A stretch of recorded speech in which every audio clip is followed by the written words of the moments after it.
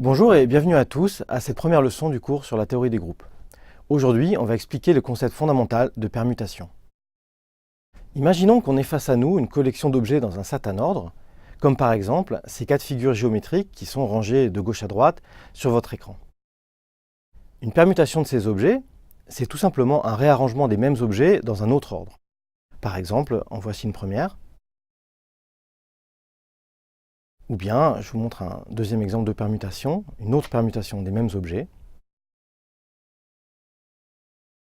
Dans cette situation, évidemment, on pourra toujours numéroter les objets, donc on place les chiffres là, 1, 2, 3, 4 en haut, et puis on va mettre les mêmes en bas, si bien qu'on peut toujours se ramener à étudier les permutations de nombres.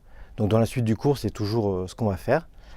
Et je vais enlever les petits dessins pour vous montrer la notation qu'on a habituellement pour les permutations, qui est comme ceci, avec des parenthèses autour. On rencontre des permutations dans la vie quotidienne, par exemple à chaque fois que vous vous rendez dans une gare. Vous avez certainement remarqué que les TGV sont souvent composés de deux trains, connectés par leurs extrémités comme sur cette photo. L'un des deux trains va alors avoir les voitures numérotées de 1 à 10 et le deuxième ceux de 11 à 20. On peut alors s'attendre, lorsqu'on arrive sur les quais, à ce que les voitures soient tous numérotées dans l'ordre de 1 à 20. Mais ce n'est pas forcément le cas, il peut y avoir les voitures 11 à 20 dans le premier train, par exemple, comme ici. Et en plus, il peut y avoir un retournement de l'ordre dans le premier ou le deuxième train. Chaque configuration donne lieu à une permutation. La première ligne va être les numéros dans l'ordre normal et la deuxième, la configuration qu'on rencontre sur les quais. Alors on peut se demander dans ce contexte de train combien il y a de permutations totales possibles. Je vous encourage à mettre la vidéo en pause, le temps de trouver la réponse. La réponse est qu'il y en a 8. Pour les compter, je vais commencer avec la plus simple possible, celle qui garde tous les numéros en place.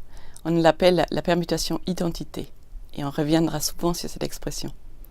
À partir de cela, je peux retourner l'ordre des voitures dans le premier train, dans le second ou dans le 2. Ce qui nous fait déjà 4 permutations. Je vais en avoir 4 autres en inversant systématiquement les rôles des deux trains. Une autre source d'exemple de permutation, qui va revenir beaucoup dans la suite du cours, c'est le Rubik's Cube. Il s'agit d'un jeu, vous connaissez probablement, qui est en forme de cube. Et on peut faire tourner les faces de ce cube de cette façon. On a 6 mouvements autorisés, comme il y a 6 faces dans le cube.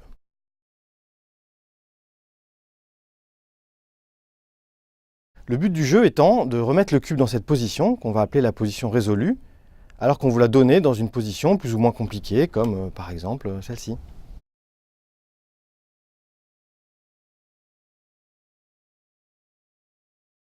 Alors le cube, on va pouvoir le faire tourner évidemment dans la main, autant qu'on veut, pour l'observer sous tous les angles, sous toutes les coutures.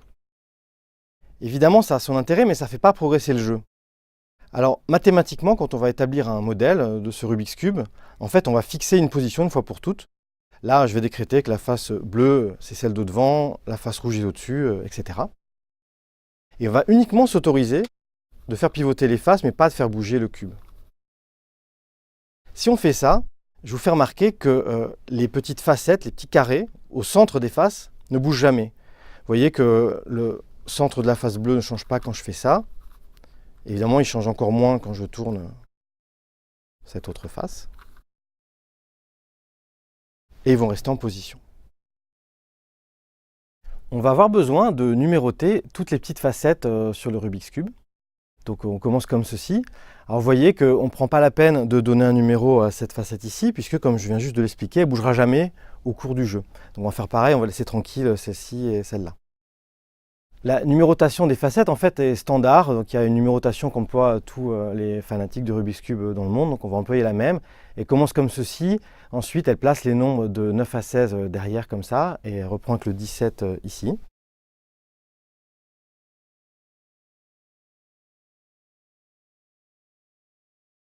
Voilà, ensuite les nombres de 33 à 40 vont être placés derrière, et enfin en dessous on va voir ceux de 41 à 48. Voyons un peu ce qui se passe si on fait tourner la tranche du haut du Rubik's Cube d'un quart de tour, comme ceci. Alors d'abord, il faut repérer un petit peu où sont passés tous les chiffres. Donc en se reportant à gauche, on peut repérer pour la plupart des nombres où ils sont passés.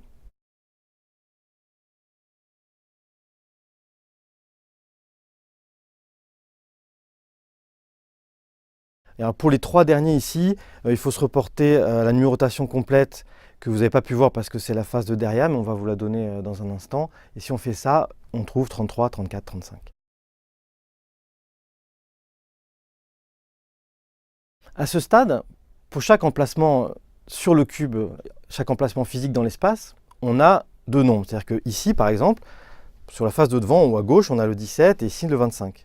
Ici, on a à la fois le 18 et le 26, là on a le 8 et le 3.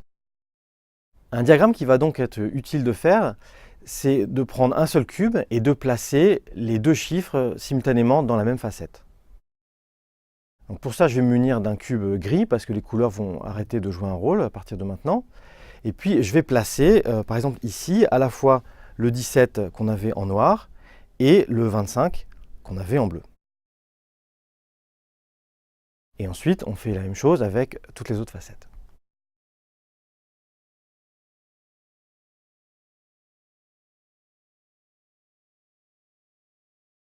Et voilà.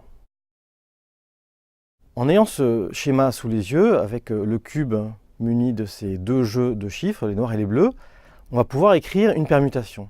Et en fait, non seulement une, mais même 2. On a 2 idées qui nous viennent à l'esprit. On pourrait commencer par écrire les chiffres noirs dans l'ordre normal, comme ceci. Et ensuite, écrire en dessous de chaque chiffre noir le chiffre bleu qui est dans la même case. Donc par exemple, le 1 noir est avec le 6 bleu, donc on peut avoir envie de faire ça. Ensuite, le 2 noir est avec le 4 bleu. Et ainsi de suite, on continue. Le 1 bleu avec le 3 noir. On continue de la même manière. Le 2 bleu en dessous du 5. Et le 8 bleu en dessous du 6, etc. pour les 48 nombres qu'on prend en considération. On peut faire ça, bien sûr. Mais on a une autre idée qui est également valable, qui nous vient à l'esprit. On peut faire l'inverse. On peut mettre les chiffres bleus dans l'ordre normal, comme ça, et en dessous de chaque chiffre bleu, le chiffre noir qui est dans la même case. Comme le 1 bleu, par exemple, est avec le 3 noir, on peut avoir envie de mettre en dessous du 1 bleu le 3 noir.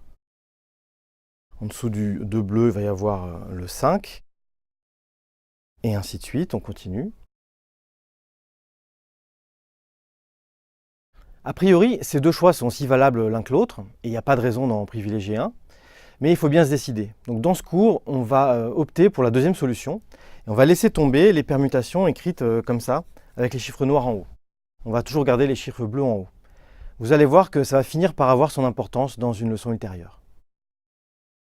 Voilà un tableau qui résume la numérotation de toutes les petites facettes du Rubik's Cube, y compris celles qui n'étaient pas visibles sur les images d'avant. Ce tableau comporte aussi des lettres qui sont en fait des initiales de mots anglais pour haut, bas, devant, derrière, gauche et droite. Et ces lettres vont aussi servir à dessiner les mouvements, puisque un mouvement revient à faire tourner une face. Dans le contexte du Rubik's Cube, on peut se poser la même question que tout à l'heure, c'est-à-dire combien il y a de permutations possibles au total qui proviennent des positions du Rubik's Cube. La réponse qu'on va juste admettre pour l'instant est qu'il y en a 43 milliards de milliards à peu près. C'est certes un chiffre énorme, mais pour mettre les choses en perspective, il va falloir se demander combien il y a de permutations au total des nombres de 1 à 48, puisque le Rubik's Cube a 48 facettes. Et il y a un théorème qui, lui, est simple, qui dit que le nombre total de permutations des nombres de 1 à n est donné par n fois n-1 fois n-2, etc., fois 3 fois 2 fois 1. Ce nombre, on l'appelle factoriel n, et on l'écrit n suivi d'un point d'exclamation. Faisons une petite démonstration de notre premier théorème.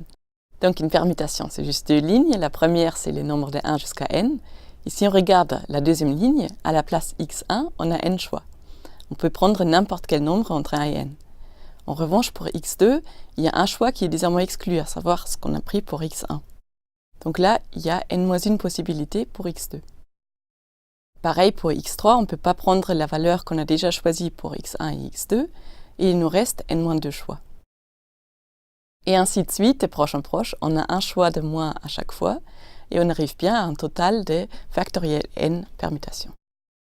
Pour nos 48 facettes du Rubik's Cube, on aurait donc a priori factoriel 48 permutations. Ce qui nous donne ce chiffre est absolument gigantesque. Et si on fait les calculs, on observe que bien plus que 99,99% des permutations des 48 nombres ne proviennent en fait pas des mouvements autorisés du Rubik's Cube. Et c'est une bonne nouvelle finalement, parce que ça veut dire que les permutations qui proviennent des mouvements du Rubik's Cube sont en fait très spécifiques et contraintes, et vont faire que dans la suite du cours, nous allons pouvoir analyser et résoudre le jeu.